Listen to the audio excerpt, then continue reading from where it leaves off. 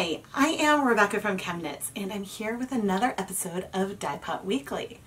Today's video is sponsored by Filatura Di Crosa, an Italian yarn company that has been in business for over 80 years. In celebration of the 30th anniversary of their Zara yarn line, Filatura Di Crosa is launching the bare, raw, undyed form of this beautiful 19.5 micron superwash merino DK light worsted yarn base. You will be able to find the bare yarn directly on the Filatura Di Crosa website.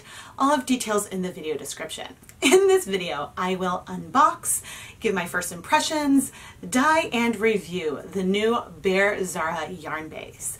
Make sure that you stay tuned till the end because I will have a coupon code so you can get a discount on the bare Zara yarn. And Filatura Di Crosa and I are hosting some giveaways, and all those details will be shared at the end of the video. My box of yarn from Filatura Di Crosa showed up, and I am so excited to unbox this and see exactly what they sent to me. You guys know that I love it when there's bare yarn, but there are also commercially dyed colorways that match. So you can get that true black or other colors to play with your hand-dyed yarn. And when Filatura Di Crosa reached out to me, I told them that, and so I think in addition to the bare skeins, I should have some colored skeins of yarn in here as well. Let's see. Ooh!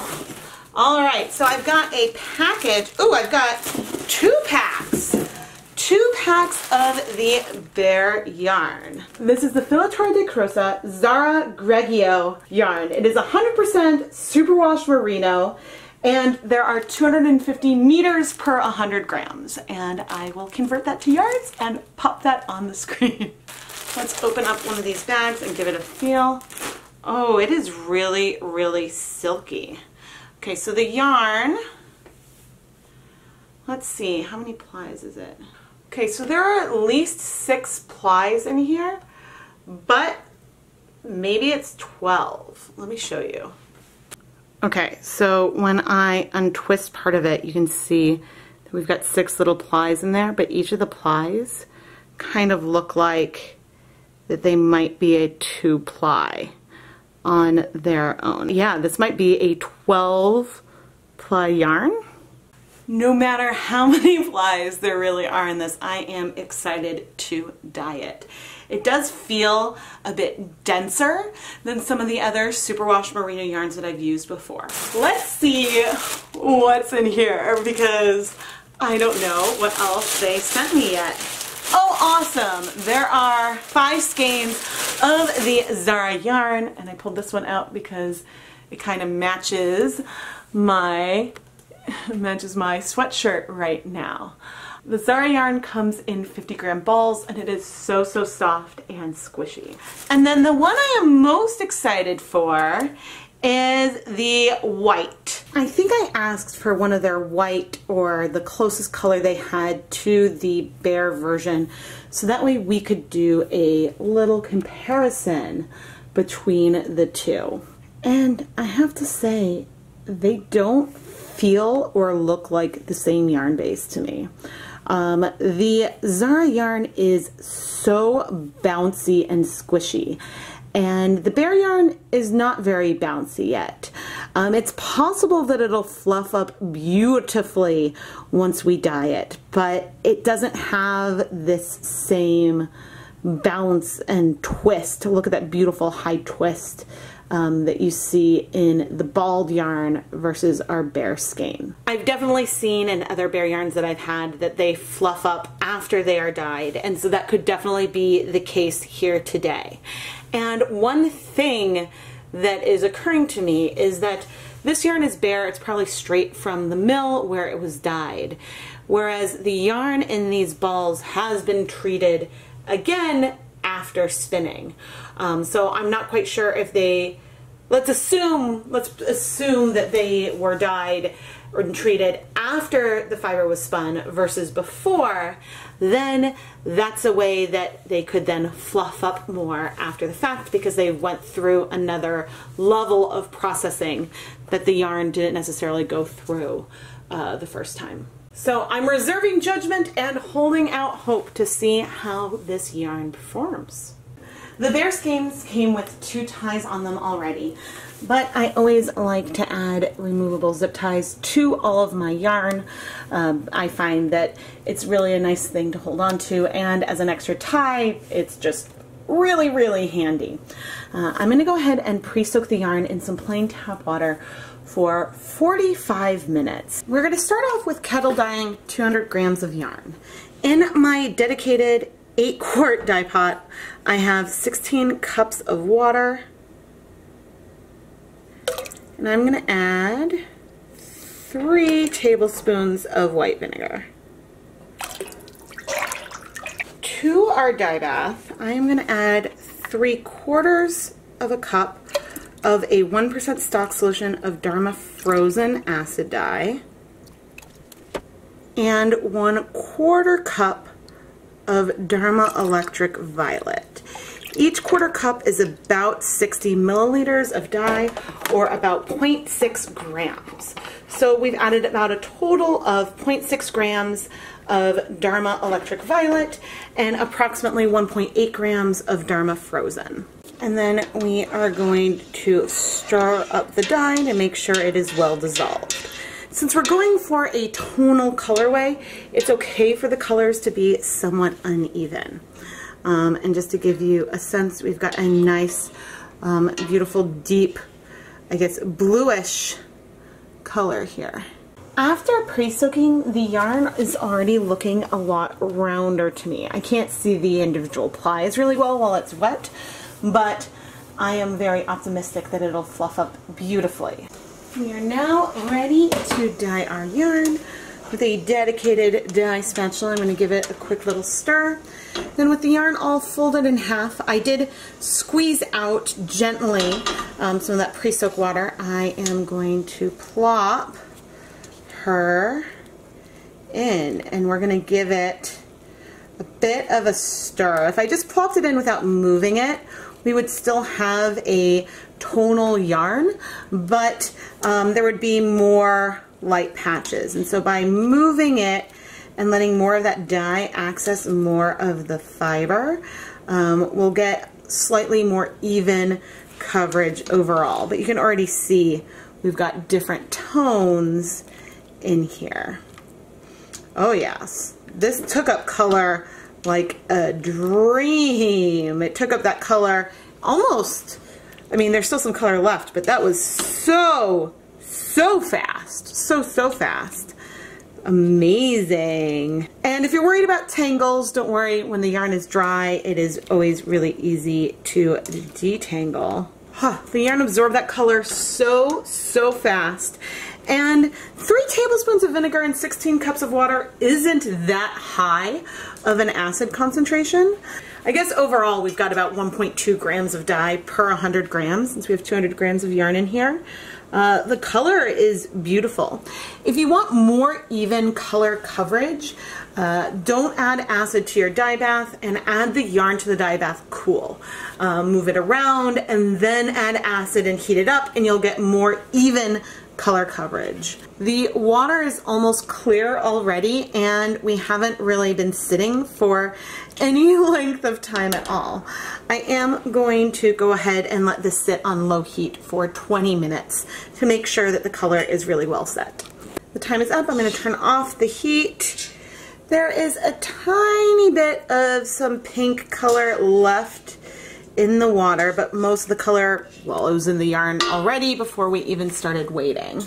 Now I'm going to let the yarn cool off in the dye bath until I can comfortably remove it, and then we will go wash it once the yarn has completely cooled. Now we are going to wash our yarn to remove any excess dyes or anything else that there could be. But we've got this beautiful royal blue color from mixing the frozen and chocolate. And while we're rinsing, I'm going to add a tiny bit of some clear dish soap. Sometimes with the addition of soap, you might see some bleeding. So this is a nice way to check. But all of this color is in our yarn. So now I am going to rinse out the soap, and then I'm going to put the yarn through my automated spin dryer and hang it up to dry. The spin dryer is great because it spins out the water so the yarn can dry a little faster, but it also helps things be really fluffy. So I'm very, very excited to see what this will look like once it's dry. This is the Nina Soft Spin Dryer from Laundry Alternative. And let's take a look at our damp yarn. And it has definitely fluffed up. Not quite as much as what we saw in the Zara other skeins, but it's a lot fluffier. You guys, the dyed yarn sprung back into that stunning, stunning shape. That same amazing, round, luxurious shape that we see in the Zara in their colored balls. And I am beyond thrilled. Look at the difference between the undyed and the dyed and how much the strands fluffed up with some wet, heat, and time to dry. This is a reason, and I don't know how much the spin dryer plays into this, but when you are able to remove excess water from your hand-dyed yarn, that removes some weight from it. So as it's drying, it isn't going to be stretched and it can sort of be in its fluffiest state possible. At the beginning of this review, I said that the bare yarn felt like a different base from the dyed Zara. And well, it is slightly different. It's just not all the way done. It's bare and ready for you to play with. Rebecca from the future here. I reached out to Filatura Di Crosa with my comment that the bare yarn felt a little stretched out, and they confirmed my hypothesis. They told me the yarn is a bit thinner in its undyed form because we do a final washing after it's been manufactured dyed. Once the yarn is dyed and dry, it should plump up quite nicely. And this is exactly what I observed as well. I think this is a yarn base where if you wanted to use the bare yarn as your white to incorporate it into a project, I would recommend dyeing it by placing it in a warm pot. I don't even think you need vinegar, but letting it soak in warm or hot water for a while, then put it through a spin dryer and hang it up to dry. I think that that'll help fluff it up. Just like we see over here. It's definitely not the color that did it. It's the water, maybe the heat, but probably more just the water and that time to dry that let it have that memory and come back into shape. For one other point of comparison, this is the bare yarn, this is the dyed yarn. And you can really see how much it's sprung back up. Could you call this shrinking? Sure, but I would consider this less shrinking because this is the way that the yarn is really supposed to look. This one is really just blocked. It's a bit stretched out and blocked, and that is the difference here. I am so glad that Filatura Di Crosa sent me 10 skeins of this Zara yarn because I am so excited to dye more of it. This springy DK base is luxurious and wonderful. This whole video is a big reason why to fully review a bare yarn base, you have to dye it. You can absolutely give initial impressions about the yarn and think about what you like and don't like from the bare yarn version. But yarn handles different dye processes differently, and that's a big reason why I like experimenting with different techniques and different ways to apply color to yarn here on the ChemKnits Tutorials YouTube channel. I really can't wait to dye more of this yarn. The bare Zara yarn dyed up beautifully, and I'm really excited to play around with it some more. The plump nature of this yarn is so luxurious, and ooh, I just want to squish it over and over again. If you would like to give bare Zara yarn a try yourself, you can use the code ChemKnits at checkout on the Filatura Di Crosa website for 10% off your bare Zara purchase. This coupon code will work while bare Zara supplies last and is only applied to the bare Zara line and not the other yarn offered on the Filatura Di Crosa website. Full price, a bag of 5 bare skeins of Zara yarn is $55. So with the ChemKnits coupon code and saving 10%, you can get the bag for $49.50 plus shipping. This raw base is over 50% off the full price of the dyed Zara yarn, which retails for about $11 per 50 gram skeins in your local yarn store. So you can get 500 grams of the bare yarn for $49.50 plus shipping if you use the coupon code ChemKnits at checkout. Full disclosure, I will receive a commission if you use the coupon code ChemKnits, so you're under no obligation to do so, but it is a win-win because you do get a discount. And now for the giveaway! I am so excited to partner with our sponsor, Filatura Di Crosa, and offer 2 fun giveaways for you over on our Instagram pages. Just go and look for these pictures right here.